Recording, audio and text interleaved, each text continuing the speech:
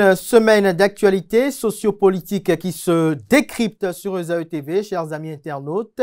Bonjour, bon réveil, bienvenue sur Info Hebdo de ce samedi pour lequel j'ai convié en plateau Distel Amoussou, consultant médias communication, analyste chroniqueur politique, président directeur général de l'agence de documentation de liaison et d'essais spéciaux ADLSS. Il est avec le fondé du groupe de presse ESAE, Clément Adéotia-Adéchian, groupe de presse ESAE qui comprend l'informateur ESAE TV et ESAE Radio, Clément Adéotia-Adéchian qui est également chroniqueur politique. Ensemble, nous allons décrypter les différents sujets qui ont fait l'actualité cette semaine, à savoir l'investiture du candidat de la mouvance présidentielle Romuald Wadahi, un discours d'investiture qui a fait les gros titres à la une des parutions du plafond au plancher. On en parlera. On parlera également des appels à candidature au niveau du parti politique Les Démocrates.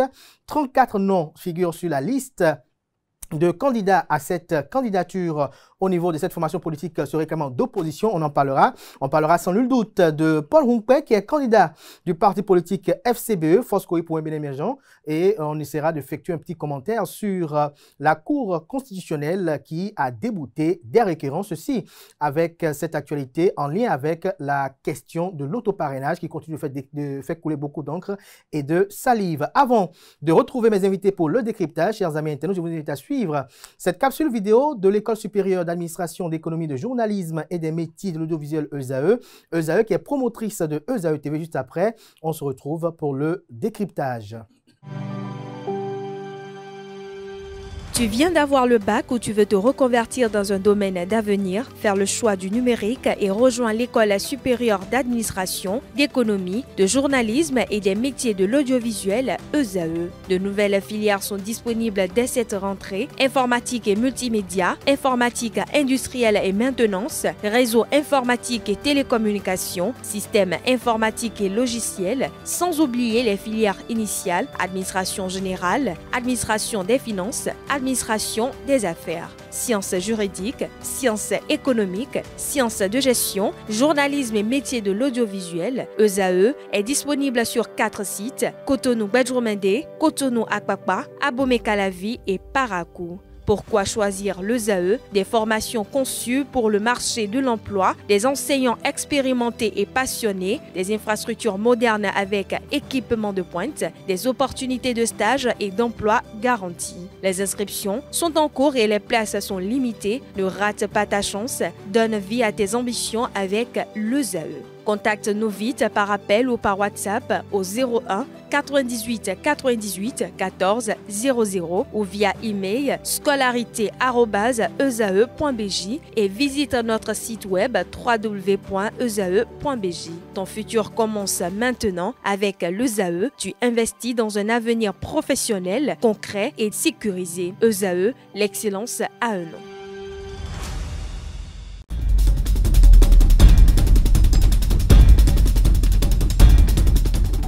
Le décryptage du jour, comme je l'annonçais dans le sommaire de cette émission, Clément Adéotia-Adéchian, bonjour. Bonjour Kader. Merci d'être à mes côtés. Distel Amoussou, bonjour.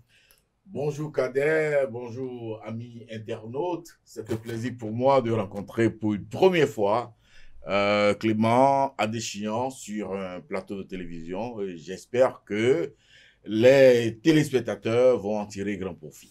Merci Plaisir à vous. partagé, cher aîné, cher grand frère, cher ami Distel. Merci beaucoup.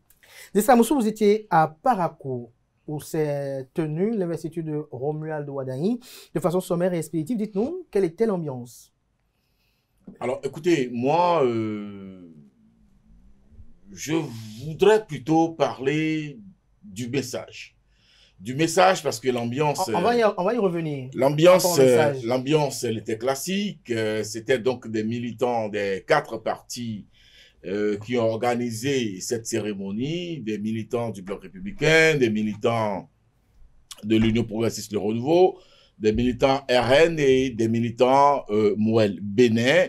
Donc, j'ai compris que c'était des délégations venues de tout le pays, de toutes les circonscriptions électorales, de la base de ces partis-là. Donc, ce n'était pas une activité pour les Paraquois.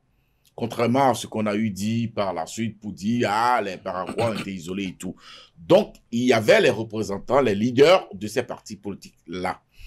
Alors, au niveau de l'orchestration, il faut dire que, comme je l'ai dit tantôt, c'était classique, c'était donc le format voulu qui a été déroulé et nous avons assisté à cela. Vous avez assisté à cela. Clément Depeladichian, dans les commentaires qui ont circulé au lendemain de cette investiture, certains ont fait le reproche au candidat Romeo Adouadaï de n'avoir pas serré la main aux responsables des différentes formations politiques, à savoir Biotchane du Bloc républicain, Joseph Diogbenou de l'Union progressiste de Renouveau, Claudine Afiavi-Prudencio de Renaissance nationale et Jacques Ayadi du mouvement des élites engagées pour l'émancipation du Bénin. Alors, je reviens d'abord au décor que Distel vient d'aborder, à savoir l'investiture à Parakou des 4 partis politiques principaux qui portent le candidat. Alors, entre nous, Distel, est-ce que c'est vraiment les 4 partis politiques qui ont organisé Parakou? Moël, des militants à Parakou, c'est quoi l'autre?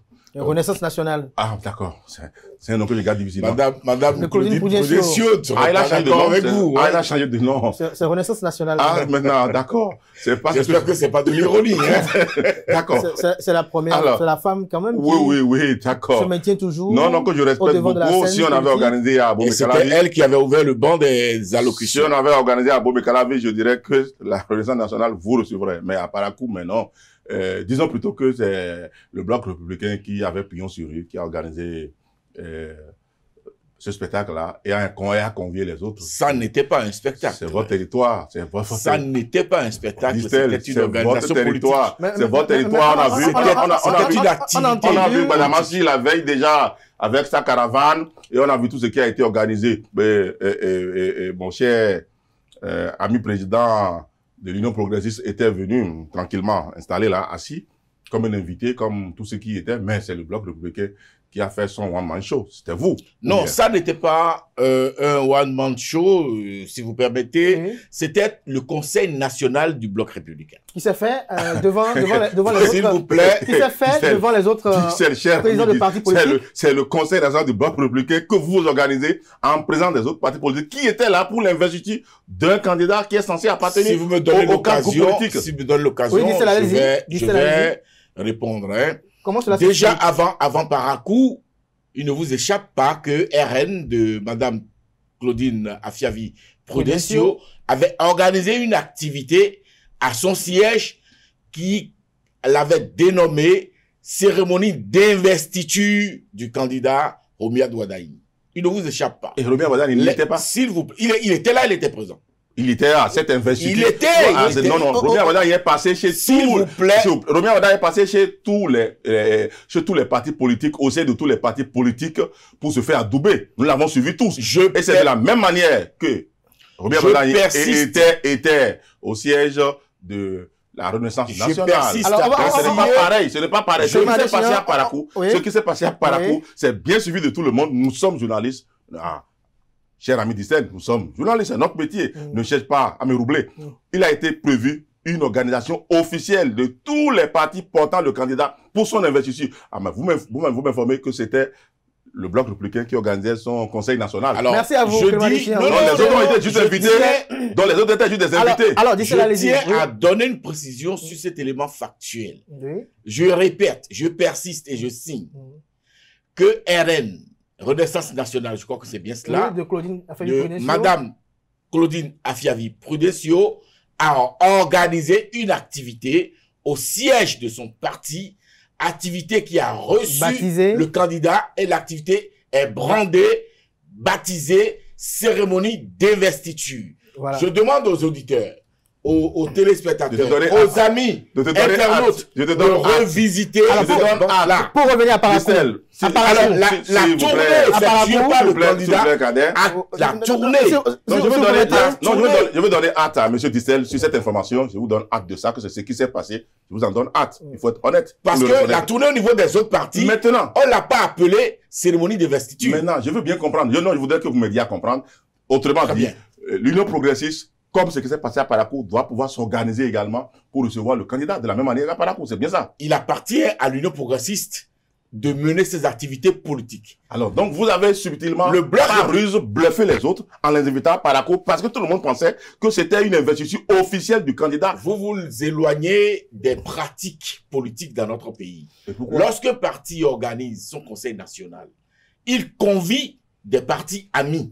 Et c'est donc ce qui s'est passé. Attendez, non, c'est pas l'information. C'est pas l'information. Elle s'est dit, à ce qu'on entend de vous ce matin, que ce qui s'est passé le 4 octobre à Parakou, c'était pas l'investiture de Romuald Wardani, candidat de la mouvance présidentielle, mais le Conseil national du parti.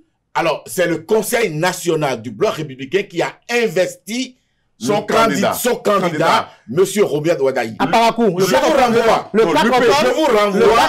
Le 4 octobre, c'est ça? Le 4 octobre. Je vous renvoie. L'UP était là comme invité. Morel était là comme invité. Je vous renvoie. Je vous renvoie au discours, à l'allocution du haut camarade, le président Abdoulaye Biotchane, le 4 octobre à Parakou, devant, n'est-ce pas, les invités du Bloc républicain et devant ce Conseil national. Non, mais c'est le discours du candidat qui m'intéresse plutôt. Parce qu'à aucun moment, s'il vous plaît, M. Cadet, à aucun moment, le candidat n'a fait allusion à votre Conseil national. Il était invité par les grands partis qui portaient sa candidature, et c'est devant cette assemblée que pour la première fois, le candidat Romuald Wardani, il parlait pour le peuple béninois. Alors, il ne parlait pas pour le peuple. Je n'ai pas voulu, au départ, n'est-ce pas, m'étaler sur l'organisation, n'est-ce pas, de l'activité. J'avais voulu tout de suite m'attaquer au discours du candidat. Vous m'avez obligé à vous présenter le contexte. On n'y est pas encore. On n'y est pas encore. Vous m'avez obligé à présenter le contexte. On n'y est pas encore. Maintenant, le contexte, c'est de ça que je vous parle. C'est l'organisation du Conseil national du Bloc républicain à Parakou. Et je vous renvoie au discours du haut camarade, le président Abdoulaye Biotchane, président du Bloc républicain. Vous pouvez brandir l'invitation. Je vous renvoie. Vous pouvez brandir l'invitation parce que moi j'ai l'invitation. J'ai l'invitation qui a convié les militants à Parakou. D'accord? Sur cette invitation, il n'a jamais été mentionné nulle part. Vous parlez de militants ou vous parlez... Il n'a été jamais mentionné nulle part que c'était le Bloc républicain qui invitait à l'investiture du candidat Romuald Wardani. Alors, tous les militants du Bloc républicain conviés à ce Conseil national avaient un badge. Et sur le badge... Comme les autres. Et sur le badge, c'était clairement écrit Conseil national. Vous avez profité d'une activité. Vous avez profité d'une activité qui ne vous venait pas. Vous arrogez le droit. C'est à moi de poser la question. Non, c'est un abus. C'est un abus. C'est votre. Non, je ne lui pose pas une question. Je dénonce un abus. Oui, vous avez votre temps de parole. Vous avez été abusif. Vous avez abusé de nous tous. Vous savez, au Bloc républicain, nous avons nos tests. Vous avez pris l'Union progressiste. Nos instances fonctionnent. Vous avez pris l'Union progressiste, Moël, Renaissance nationale pour des briques de 15. Donc, ils étaient venus s'asseoir juste pour assister à votre conseil à vous. Je dis, c'est votre interprétation. C'est le candidat Romuald Wardani que vous mettez en difficulté. Quand vous entendre, c'est que dans les jours à venir, on doit assister encore à un autre conseil national, peut-être d'une autre formation politique qui va inspirer. Non, il s'en fout. C'est ce qu'il a dit, il s'en fout. Je ne suis pas dans les autres formations politiques. Il n'est pas de l'Union progressiste. Je suis du Bloc républicain. Et je vous dis ce qui a été. Est-ce que, à vous entendre là, est-ce que lorsque vous écoutez le candidat le jour... Ça veut dire que vous n'avez pas écouté le discours du camarade Abdoulaye Biotchane. Non, il n'était pas l'acteur principal. Il n'était pas l'acteur. Il n'était pas l'acteur. Le discours de Romuald Wardani. Pour nous, il n'était pas important ce jour-là. Je réponds à qui?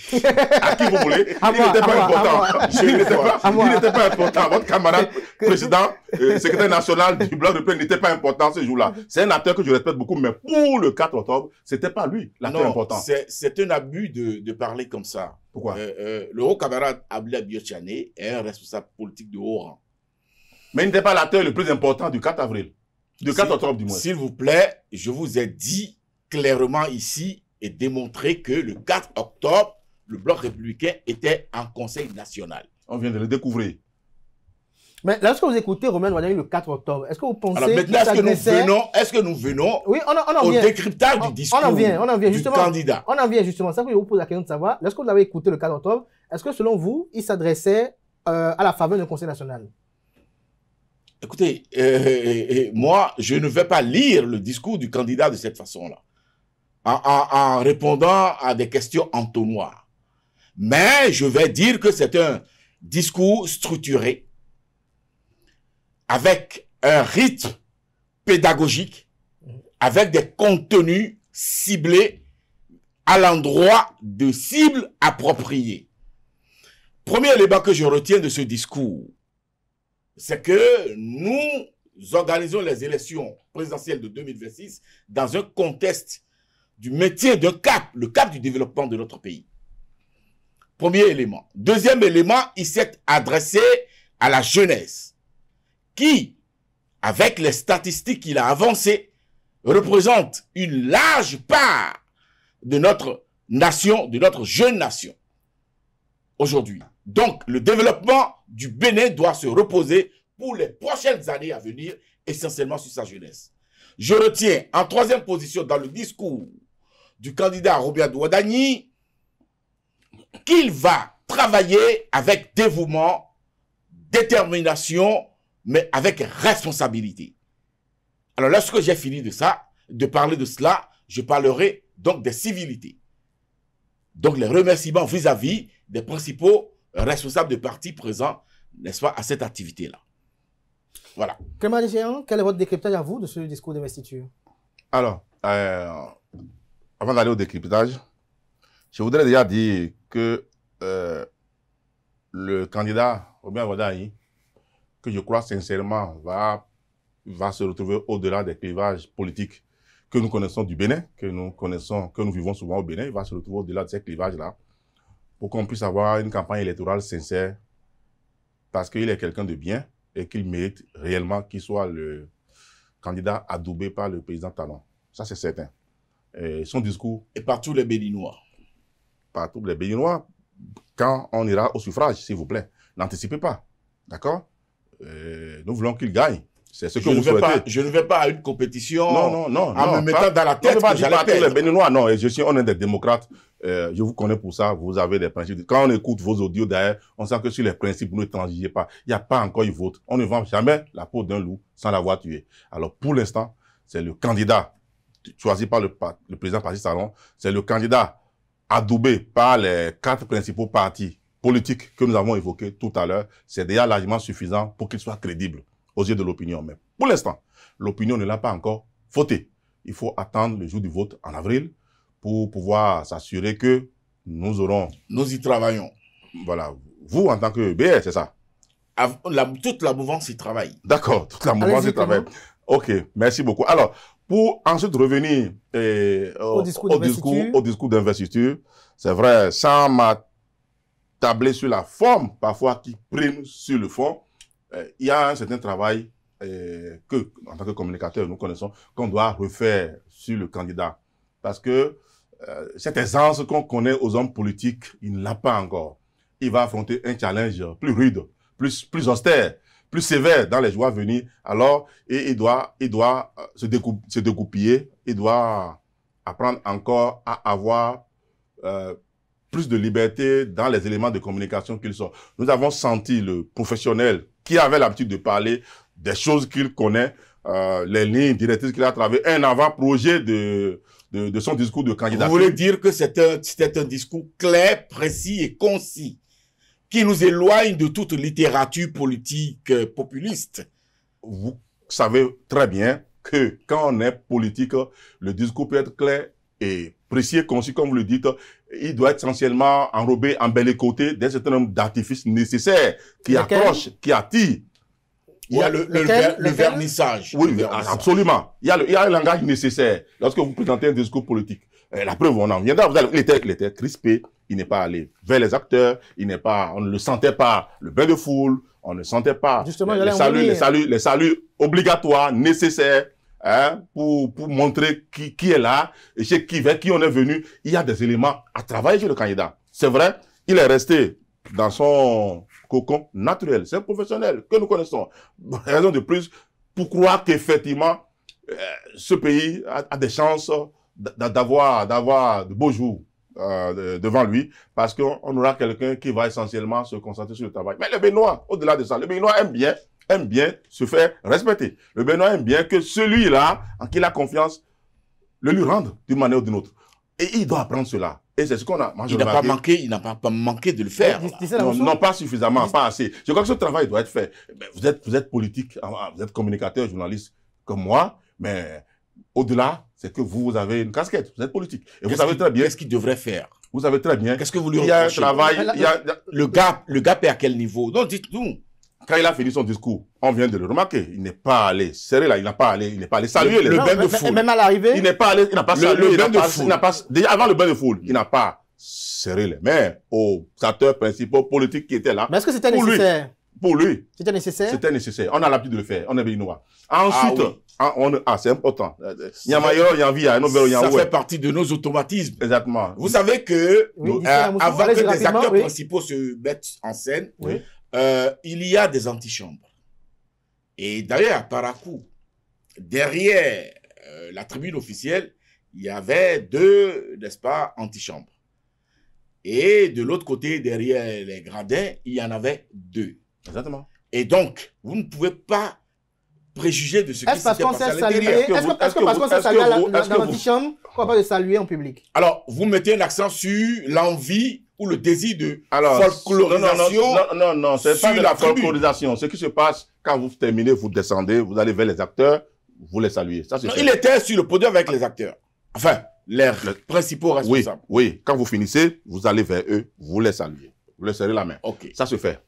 C'est classique, on connaît ça. D'accord. Il ne l'a pas fait. Ça fait partie des formatages. D'accord. Maintenant, il y avait une foule qui s'est déplacée pour lui.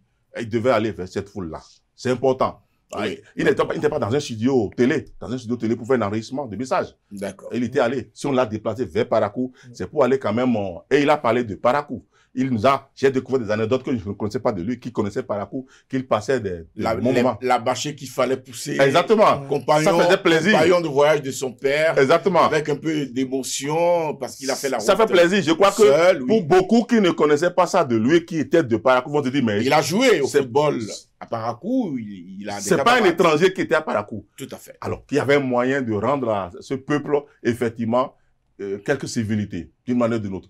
Ce n'est pas que c'est tard. Ce n'est pas que c'est l'homme qui est comme ça. Il est, vous savez, vous le connaissez, les financiers sont de nature un peu introvertis. Ils bavardent pas trop. Quand ils gèrent l'argent, il faut éviter de bavarder.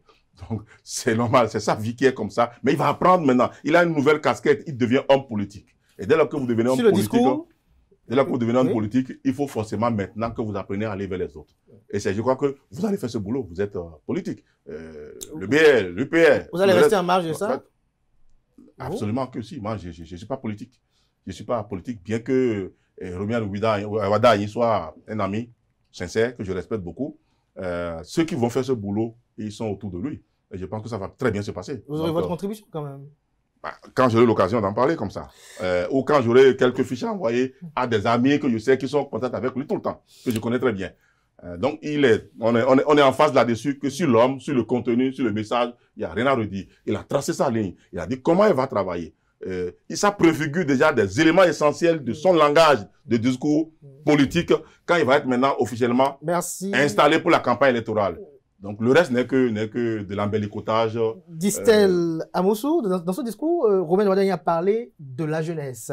Et tout de suite, sur les réseaux sociaux, on a vu des commentaires, les gens disent, ça y est, on y est encore une fois, parce que les jeunes, pour la plupart du temps, ont constaté que les acteurs politiques se servent d'eux pour rédiger des discours. Alors, vous parlez de quels jeunes qui disent ça? On a lu? Je vais vous inviter à un constat.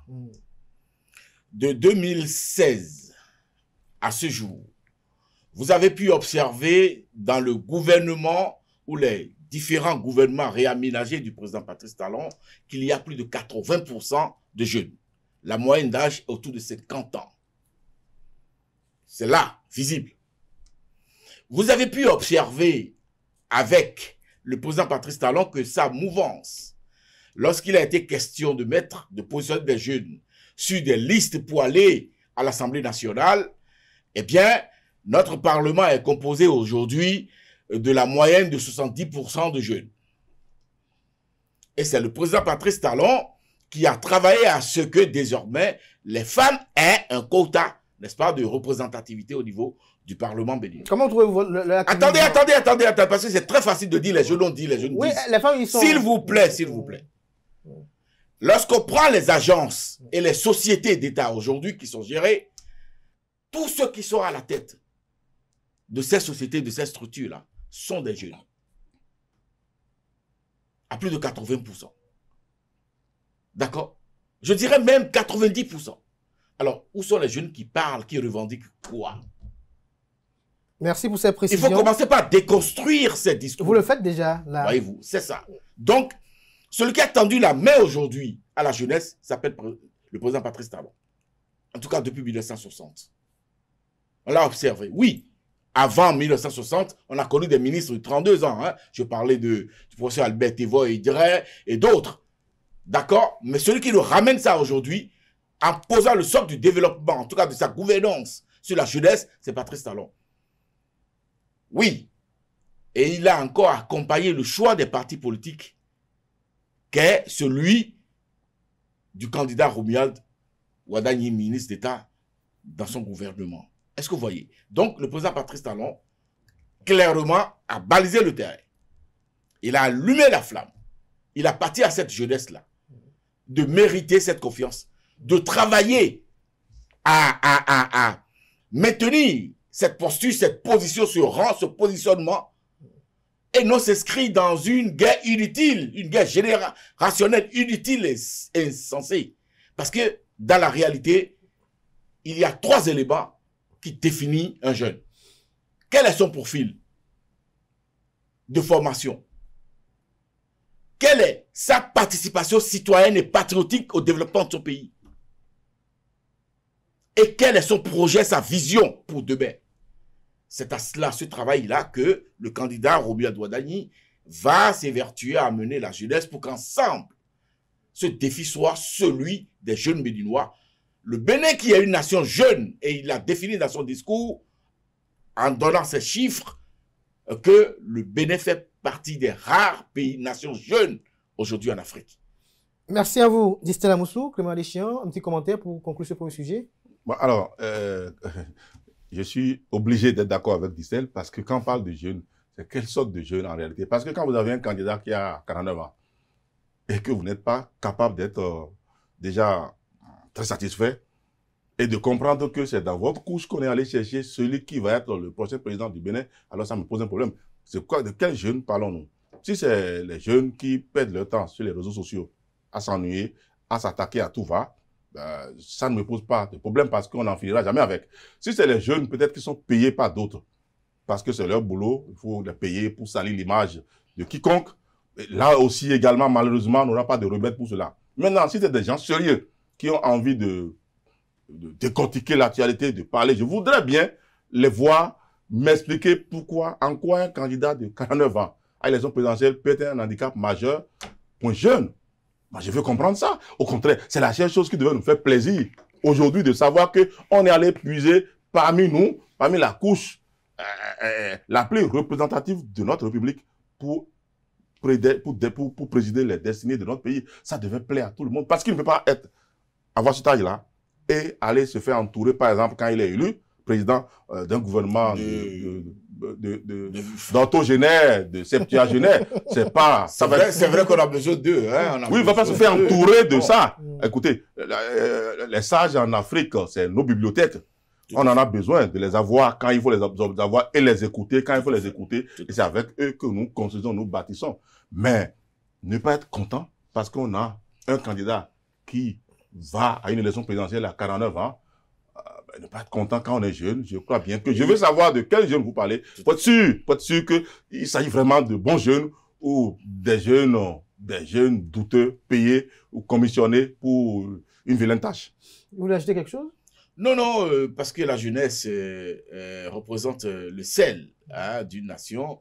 La jeunesse, c'est des bras valides, c'est l'intelligence, c'est la capacité de conception, c'est la force de productivité. Et donc, cette jeunesse-là doit s'éloigner, s'écarter un peu de la manipulation et s'inscrire dans la dynamique de ce que ce défi-là, nous sommes appelés, enfin, les jeunes sont appelés à le maintenir sur une trentaine d'années, sur une cinquantaine d'années. Merci à vous, Distel Amoussou, Clément Deschamps. Autre actualité cette semaine, c'est que au niveau de l'opposition, on a déjà un candidat, Paul Hongpè. Qu'est-ce qui te fait rire? Bon, chaque fois quand je parle de Paul Hongpè, j'aime ce parti parce que J'ai un de mes proches collaborateurs qui travaille avec le président Rompoué. S'il a fait confiance à mon collaborateur, ça veut dire que forcément que je dois le respecter pour ça, et je le respecte vraiment pour ça. Mais pour le besoin de l'honnêteté, je ne sais pas comment définir les forces Cori pour un Bénin émergent. C'est la force Cori désormais. La force Cori désormais. C'est ce qui a changé. D'accord. La force Cori pour un Bénin émergent comme une force de l'opposition. Ça me peine. Ah oui, vous en doutez? Non, je dis, moi, ça me peine. Ça me peine. Je veux être rassuré que c'est... Ils ont toujours été critiques. Non, enfin, je veux être vraiment rassuré que c'est réellement ça. Je veux être sûr, être rassuré. C'est tout mon problème, en fait. On connaît un peu ce que peut représenter une opposition dans un pays et tout. Alors, je veux être sûr que mon cher ami, que je respecte beaucoup d'ailleurs parce que je dis fais confiance. Il travaille avec mon collaborateur, et Rock, et je dis qu'elle est avec lui. C'est votre collaborateur qui est honoré là. Oui, très honoré parce que là, je le respecte beaucoup. Et il a pris dans mon jardin quelqu'un à qui il fait confiance. Donc, je dois me réveiller chaque matin. Est-ce que c'est ce collaborateur qui vous empêche de et prier pour lui, et prier pour lui. Oui, mais je dis non, que Rock lui marche sur la langue. Non, Rock ne marche pas sur la langue, mais je dis, je veux être sûr que Paul Rompoué me rassure qu'il est parti de l'opposition. Je ne peux pas en dire plus. J'ai dit ce que j'ai à dire. Vous pouvez me rassurer, vous pouvez me confirmer que c'est un parti de l'opposition. Mais j'ai dit, moi, je veux être sûr que Paul Rompoué me rassure qu'il va à cette élection présidentielle en tant qu'opposant et qu'il sera candidat, ça c'est sûr. Il est déjà candidat. L'investiture n'est pas encore fait, c'est le 19, on a dit. Je veux être sûr qu'il n'a pas encore déposé son dossier. Alors, je veux être sûr qu'il va à cette élection et qu'il aura des discours d'opposition sur le terrain et il va se poser en s'opposant au candidat Romia Douadaï parce que moi, je voudrais ça. Je voudrais que le candidat Romia Douadaï gagne en ayant en face une résistance, une opposition et que le jour des élections, qu'il soit dans son fauteuil en transpirant et en espérant les résultats qui le font gagner. Pas quelqu'un qui sera en train de prendre du champagne parce qu'il était bien sûr d'avoir gagné le jeu avant même d'aller au jeu. Et ça, je ne voudrais pas. Alors, je voudrais que FCBE me rassure juste que sur le terrain, et nous allons faire le point encore ici, que le discours s'entendra comme un discours de l'opposition. C'est tout mon problème. Distel Amousou, cette candidature, un petit commentaire? Alors, si mon ami Clément a besoin de la résistance en face de Romia Douadani, alors qu'il invite mon cher ami candidat Zanaï à candidater. Comme ça, on aura un candidat de la résistance. Et il n'aura pas de parrainage, malheureusement. Alors, donc, il faudra respecter celui qui a travaillé pour en avoir. En allant chez le concurrent. Enfin, quand vous allez vous servir... C'est la loi qui... Oui, la loi l'oblige à aller négocier avec le concurrent. Les démocrates aussi peuvent le faire. Quand vous allez chez non, les démocrates ont 28. Ils ont 28. Oui, mais ils peuvent le faire pour... Attendez, quand vous allez chez la concurrence, c'est-à-dire, vous voulez finir votre maison et vous allez voir Distel pour dire, aide-moi à avoir quelques paquets de ciment et de tôle. Et tu finis de construire, tu bombes le torse pour dire, ben voilà, mais j'ai une belle maison. Si tu passes devant moi, je t'écrase, toi. Ah ben, écoute, s'il me rembourse pas rapidement mes ciments et mes tôles de maison, je débarque avec un menuisier et je le décoiffe. Et je le décoiffe. Je le décoiffe. La prochaine pluie va lui faire la fête. Alors, je vais être sûr réellement qu'en allant manager avec la concurrence pour avoir du matériel pour finir sa maison, il aura le courage de le regarder dans les yeux. Le courage, il faut dire que la force Cori pour un Bénin émergent, FCBE, là. Et c'est ça qui détermine sa position politique et sa stratégie, sa méthode qui me plaît. Écoutez, lorsque vous êtes en face de rapports de force, la politique c'est cela, les rapports de force. Lorsque vous êtes en minorité, vous utilisez les tests de loi pour accéder à une position de pouvoir combattre ce qu'il a fait, ce que ce parti a fait. Paul Rompoué, en tant que candidat, moi personnellement, je ne le prends pas comme de l'amusement. Moi non plus. Je suis très préoccupé par cette candidature s'il en arrivait à être confirmé. Si elle en arrivait à être confirmée. Figurez-vous, les origines de Paul Rompoué, c'est bien la zone de Bopa. Et donc, nous sommes dans le Grand Mono. Et un candidat de l'opposition surgit pour aller me concurrencer mon candidat sur les 7% de Béninois que nous sommes dans le mono, enfin 7% de votants que nous sommes, n'est-ce pas, dans le grand mono. Cela me pose problème. Mais vous lui avez donné les armes pour ça? S'il vous plaît, s'il vous plaît. On a donné les armes à son parti. De venir vous abattre? D'accord. Donc, vous commencez par comprendre que non, vous avez tellement confiance. C'est de l'opposition. Non, vous avez tellement confiance qu'il ne fera pas grand-chose avec vous, ne vous inquiétera en rien. C'est pourquoi vous dites, prends ce que tu peux prendre et puis va. Alors, lorsque je vais à une élection, je fais la somme des suffrages valablement exprimés à mon actif. Et lorsque quelqu'un arrive à me ôter 100 voix, 150 voix, 200 voix, cela me pose problème. Alors, vous le dites en espérant qu'il y aura 3 candidatures ou vous le dites en espérant qu'il n'y en aura que les 2? Parce que c'est déjà arrivé, Paul Humper était déjà candidat. Ah, là, vous posez la question en même temps. Hein? Il peut m'en poser aussi, c'est notre métier. Je suis dans une analyse pour vous permettre de comprendre que la candidature de Paul Humper, monsieur Paul Humper, n'est pas un jeu.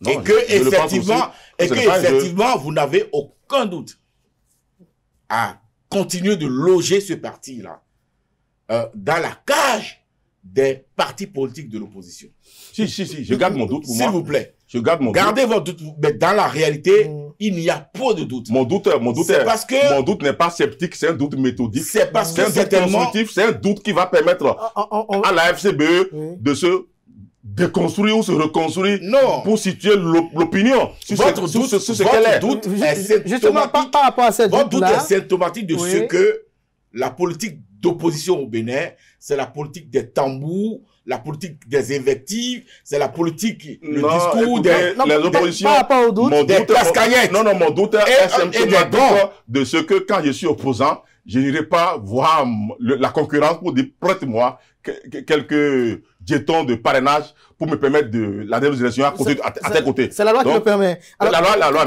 n'a pas dit d'aller voir la concurrence. La loi n'a pas dit d'aller négocier avec la concurrence. C'est vous qui parlez de concurrence. Oui, mais c'est la concurrence. Les amis internautes qui doutent également. On va inviter ces amis internautes à revisiter cette émission. Il y a 7 jours de El Farouk Soumanou qui a eu quand même à expliquer un peu les différentes démarches au niveau de la FCBE qui les a conduits dans une telle posture. On va quand même progresser très rapidement et parler des démocrates. M'empêcher à la suite du promoteur. Je vous ai juste répondu. Je vous ai juste répondu. Vous le laissez vous empêcher. Nous devons apprendre à noter désormais et à intégrer que le Bénin, depuis 1990, a commencé par inventer ce que j'accepte le concept technocrato-politique. C'est-à-dire une sorte d'attelage entre des cadres, des profils politiques et des profils techniques. Voyez-vous, la mouvance présidentielle a choisi, a fait l'option d'un profil technique. Voyez-vous? Mais je vois le premier parti de l'opposition qui positionne son candidat a fait le choix d'un profil politique. Et moi, je dis, comment on fait? Comment on fait pour que les railleries politiques ne viennent pas noyer l'intelligence de la conception, de la projection et de la prospection pour le développement de notre pays? Et donc, c'est une question auquel je convie tous les Béninois à réfléchir pour que l'essentiel reste et demeure le développement du Bénin et non le populisme, et non les slogans, et non les applaudissements. Non, merci à vous. Merci. Je vais quand même essayer de compléter ce qu'il dit, ce qui est si vrai. Pour ajouter que malheureusement, on n'en aura pas, votre rêve restera pieux parce que justement, vous êtes obligé, quand vous serez élu, d'affronter la machine infernale du Parlement, qui est le haut lieu de la manigance politique. Vous devez les affronter. Si vous ne les affrontez pas, ils vous bloquent. Donc, cela vous oblige, d'une manière ou d'une autre, à vous mettre dans l'autre casquette, la deuxième, même si vous êtes technocrate, à devenir politique. Si vous n'êtes pas politique et vous les affrontez, ils vont vous fragiliser, ils vont vous phagocyter et vous ne vous en sortirez pas. Je crois que Talon l'a vécu très vite, et le président Talon, le président Yahi Boni l'a vécu très vite. Il est venu technocrate connaît rien en politique. Il a essayé de le faire à sa manière. Il est resté comme ça jusqu'à la fin. Il a beau aujourd'hui rentrer en politique. Avant lui, il a eu le président Soglo. Et d'où l'anecdote de on va pêcher le poisson dans mon étang et revenir me le vendre cher. Exactement. Donc vous comprenez, la seule personne aujourd'hui qui a appris de ses prédécesseurs, c'est le président Talon. Il nous a montré qu'il était redoutable. Il était un redoutable politicien avant d'être président de la République. Alors, donc, ce n'est pas un homme d'affaires qui est venu prendre le pouvoir, mais il a montré que chaque pas que posaient les politiques, il était derrière. Et qu'aujourd'hui, maintenant qu'il est en face d'eux, il ne peut pas essayer de lui vendre ce qu'il a déjà eu à leur vendre par le passé. Il ne rachète pas ce qui lui appartient. Ça, je ne sais pas. Il ne va pas racheter ce qui lui appartient. Alors, et donc, on a besoin d'avoir un homme technocrate. Oui, mais s'il n'apprend pas. Mais c'est un dosage. Oui, voilà. Exactement. S'il n'apprend pas de la politique, écoutez, il va être écrasé. Il va ressembler à Nicéphore Soglo. Il va finir. Là, on parle de Romain Wadaï. Oui, bien sûr, bien sûr. Il va apprendre. Je crois qu'il apprendra. Il est resté à côté du président Talon, quand même, pour 10 ans. Rassurez-vous, le président Talon ne sera pas très loin parce qu'il a dit qu'il restera actif. Non, il a dit aussi qu'il va se reposer. Attention. Merci. Il a aussi dit, bon, il va devoir choisir. Pas abandonner le navire, qu'il a. Il faut quand même qu'il aille se reposer. Parce que si également, Wadaï doit apparaître comme une marionnette, Donc ça n'est pas le cas.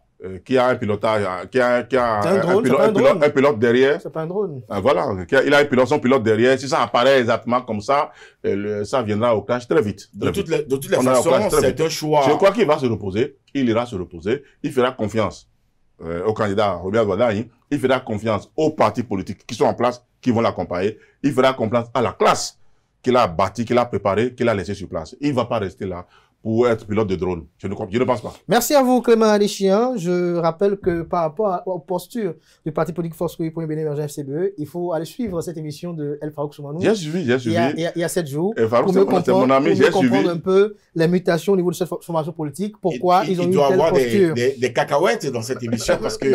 Merci à vous, Justin Amoussou. Il le répète. Alors, on va parler des démocrates à présent. Il y a 34 acteurs politiques qui sont candidats à la candidature au niveau de cette formation politique. Je vais vous donner lecture de ces noms. On peut s'en passer, hein. Je crois bien, on connaît. Oui. Ah, vous les connaissez? Oui. Ah, ok, d'accord. Alors, lorsque vous avez parcouru la liste d'Issel Amoussou, quels sont les noms qui ont retenu votre attention? Ou bien, vous pensez que devant ces maïs, comme vous l'avez dit une fois ici?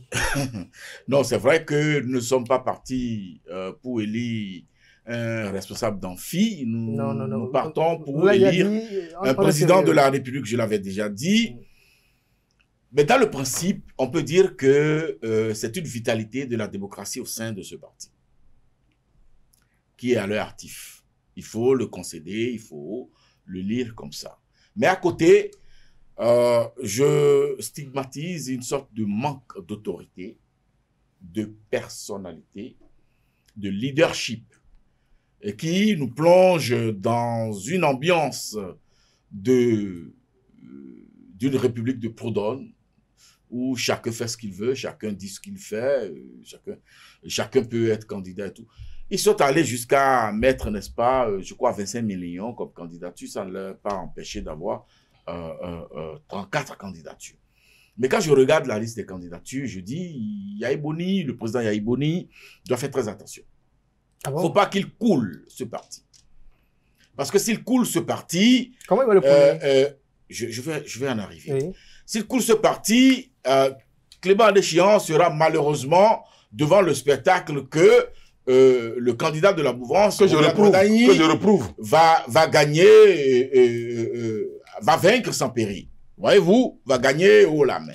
Et donc, il va falloir que ce parti se reprenne au sérieux et que le leadership... Vous pensez qu'ils ne sont pas sérieux? Qu'ils n'est pas au sérieux? Bon, c'est une manière de parler, mais okay. Ça fait un peu cacophonie, ça fait un peu choc des ambitions, ça fait un peu tohu-bohu. Et puis, écoutez, on nous a dit que c'est le samedi qu'on connaîtra le duo. Aujourd'hui. Mais là, je suis en train de lire un communiqué qui nous projette donc à dimanche, à demain, et on ne sait pas. Alors que la date non franchissable, c'est le 14. Alors, tout ceci ne rassure pas. Maintenant, lorsqu'on dénote, on observe ce mélange-là de gens au niveau des dépôts de candidature, on se demande comment est-ce que les listes pour les élections législatives et communales du 8 janvier seront concoctées. Parce que ce qui se passe pour le dépôt du ticket présidentiel va impacter négativement, n'est-ce pas, la constitution des listes pour les élections jumelées, communales et législatives du 8 janvier. Et donc, moi, je dis, ce parti-là, au sein de ce parti, tout tient désormais à un seul fil. Et il va falloir que le président Bouni Yahi et les leaders de ce parti-là se parlent sérieusement pour que nous puissions avoir quand même une opposition crédible, pas une opposition que Clémence aurait de l'aisance à déconstruire, mais une opposition qui va faire la fierté du Bénin hors du Bénin dans le Conseil des Nations. Mais Clément Deschamps, lorsque vous avez parcouru, vous, cette liste-là de 34 personnes, qui vous voyez être... Gisèle veut m'opposer constamment à mes amis de la FCBE. Non, pour l'amour de Dieu, je n'ai rien contre la FCBE. C'est pour ça que j'ai rappelé... Je n'ai rien contre la FCBE. Je n'ai rien. Je veux souhaiter qu'il soit une très bonne opposition. Votre ami... qu'il soit que derrière le marchandage négocié, qu'ils se reprennent maintenant des forces pour aller sur le champ de bataille. Quoi, vaillamment, c'est ce que je demande. Les démocrates aussi peuvent aller sur la coalition parlementaire. Maintenant, les démocrates... Pour affronter les 20%. Les démocrates, sur le fil, ils ont 28 députés. Sur le fil. Alors, si tout se passe bien, qu'il n'y ait pas de débauchage ou de démission. Vous savez, quand on est en période électorale, on a envie de gagner de l'argent, de gagner. Débauchage venant de qui? Je vous explique. On est en période électorale. Nous n'avons qu'une seule... Non. Nous n'avons qu'un seul ticket, on a des pareils à foison. Hein. Non, il t'explique. S'ils ont le valeur, le président du parti, il y a les parrainages en sa possession. Oh là là, ce n'est qu'une phase. Vous le savez très bien, les débats ont commencé déjà pour préparer l'opinion. Vous avez les parrainages, il va falloir maintenant revenir les signer pour déposer le dossier. Il gratte son menton, il sait de quoi il parle. Non, je ne sais rien. Je ne sais rien. Il sait de quoi il parle. Avoir le parrainage, ce n'est qu'un papier que le président garde. Il va falloir que chacun revienne pour signer, pour confirmer sa signature avant que ce papier ne devienne authentique et crédible. Donc, il n'y a encore rien du tout. Rien n'a encore été fait. Et 28 députés, 2 ou 3 peuvent disparaître à tout moment. Hein? On a dit, comment... Non, il ne faut pas disparaître. Etiko Bernard, de mémoire, Etiko Bernard, ou Dedravo, les deux qui étaient censés déjà permettre, les deux du PRD, Etiko et Dedravo, qui devaient permettre, je crois, à l'AEB, de Loko Bessi d'être maire à Calavi. On connaît comment ça se passe. Ce passé honteux derrière nous. Oui. Ce passé honteux derrière nous. Ça peut revenir. Non. Alors, lorsque vous que deux gaillards adultes députés disparaissent sans laisser de traces. Ils n'ont pas besoin de disparaître. Ils décident de ne pas venir signer. D'être candidats.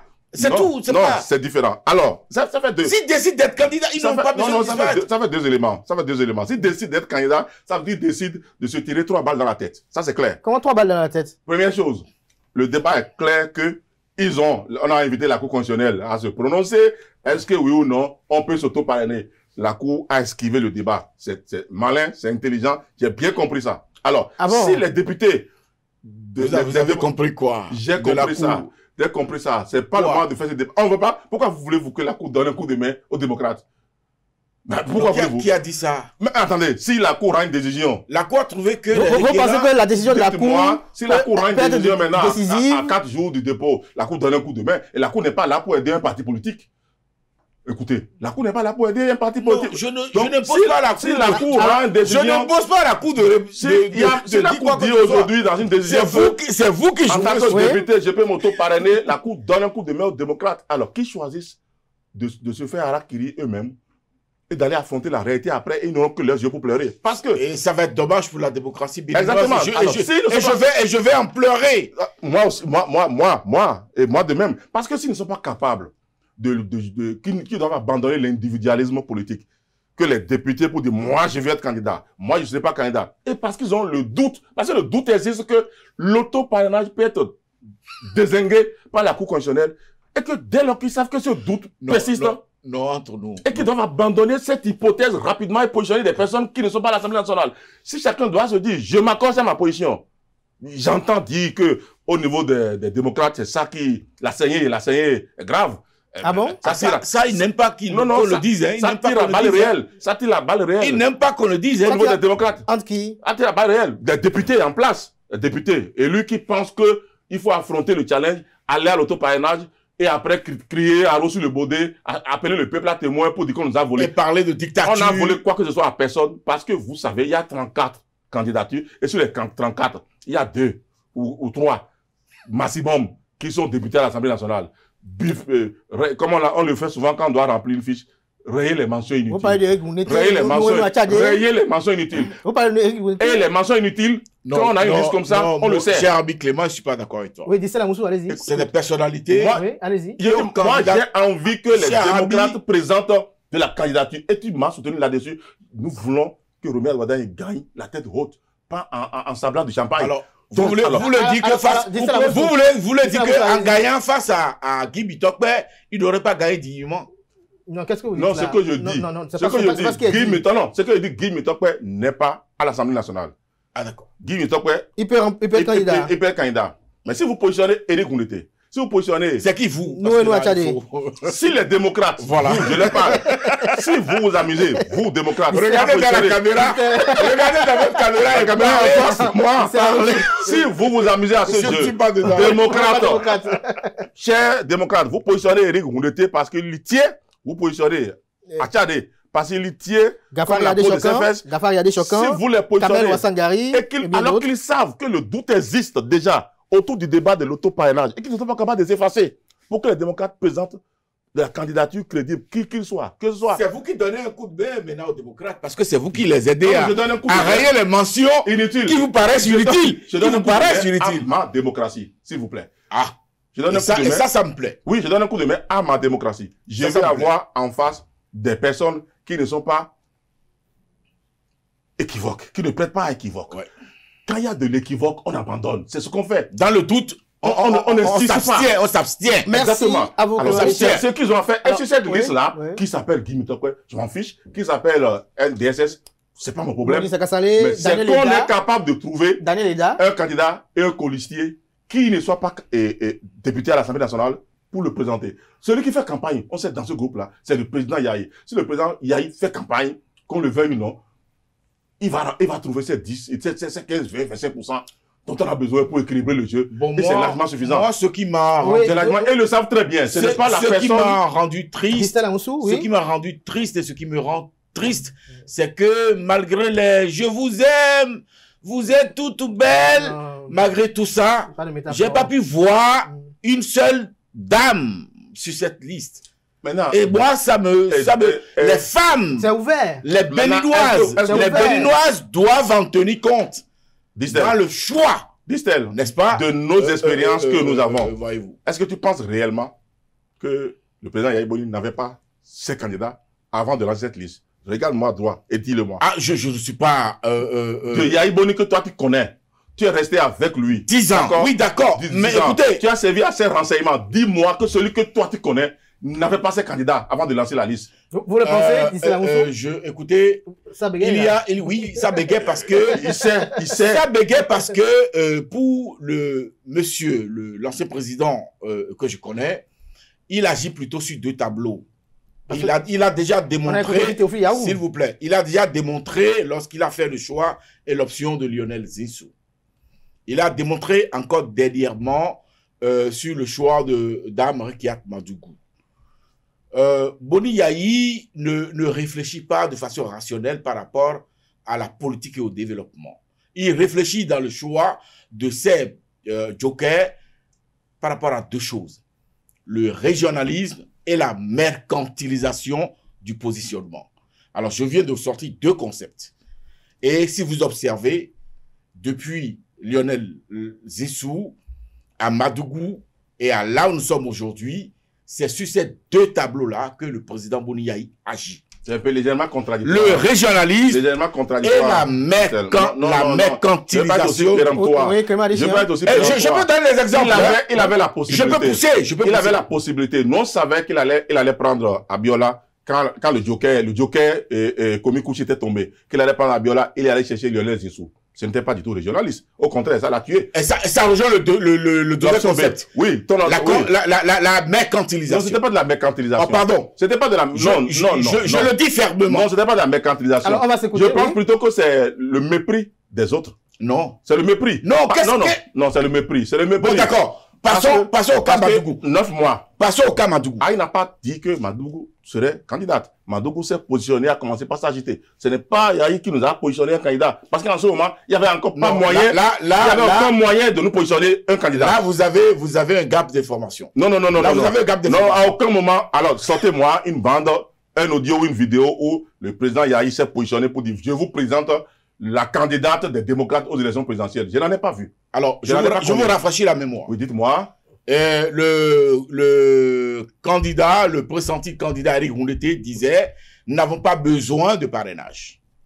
D'accord. Première option. Oui. La candidate positionnée, Ricard Madoukou, disait, nous irons chercher les parrains. Ça fait 2. Voyez-vous. Vous suivez déjà 2.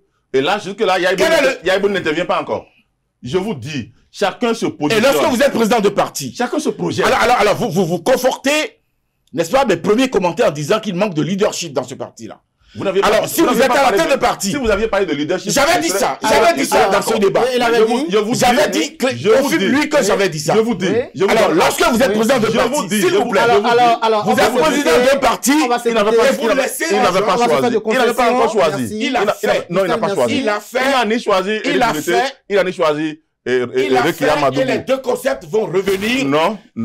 Vous allez observer le 14. Non, dites plutôt que le Béninois est pas là. 14 prochain.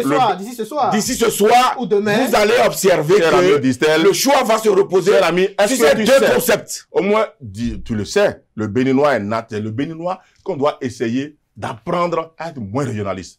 Parce que si les élections présidentielles se passent, comme on le pense là, vous venez de le dire, la zone Bopa et notre candidat FCBE va tout rafler pratiquement là-bas. C'est ça le problème en fait. Le Béninois est régionaliste. C'est pas Yahibouni qui est régionaliste. Parce que je vous explique, il a positionné Lionel Zissou, qui n'est pas du Nord. Mais Yahibouni allait faire campagne. Les 28% qu'il a eu au premier tour, il les a eu où?